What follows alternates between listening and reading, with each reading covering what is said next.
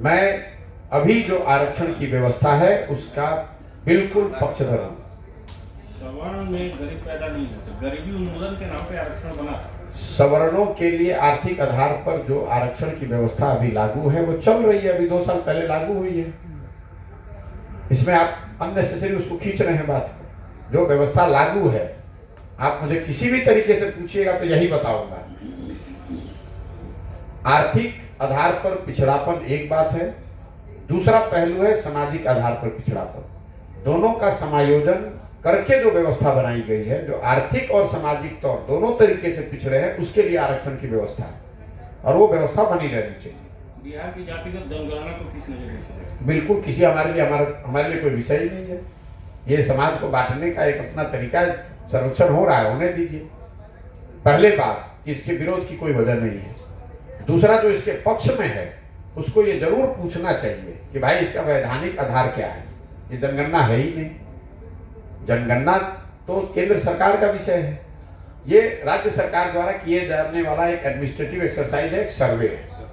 हर राज्यों को अधिकार है, आप जमीन का सर्वे करा सकते हैं, अपने लोगों की आर्थिक स्थिति का सर्वे करा सकते हैं, उनके लिटरेसी का सर्वे करा सकते हैं।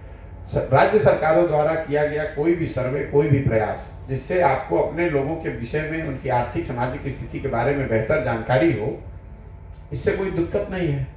तो पहला तो इसका कोई वैधानिक आधार नहीं है, उस पर ना सरकार ने ये टिप्पणी की है कि इसका वैधानिक आधार क्या है। दूसरी बात, अगर सर्वेक्षण हो गया, जनता को कोई जानकारी मिल गई, अगर कोई वर्ग छूट गया है, अगर उसकी स्थिति के बारे में सरकार को बेहतर जानकारी मिल जाए तो इसमें दिक्कत क्या है? मिलना चाहिए, उस पर उसके लिए काम होना चाहिए।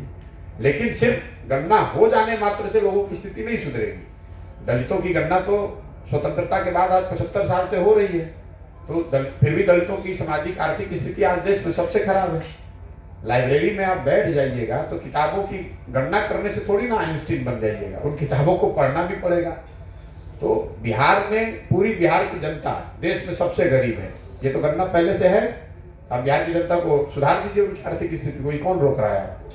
दलितों की स्थिति सबसे खराब है, उनकी स्थिति को सुधारने के लिए आपको कौन रोक रहा है? मुसलमानों की स्थिति, आर्थिक सामाजिक स्थिति सबसे खराब है, उनकी स्थिति आप क्यों नहीं सुधार रहे? तो ये तो समाज को बांटने के लिए एक तरीका है कि आपस में लड़ा दें, आपस में कुछ लोग कह दें कि भैया गणना होनी चाहिए, कुछ लोग कह दें गणना नहीं होनी चाहिए। इसमें उलझ के आपस में मर जाइए, एक वोट दे दीजिए और फिर उनका काम चल जाएगा। कोई विषय नहीं।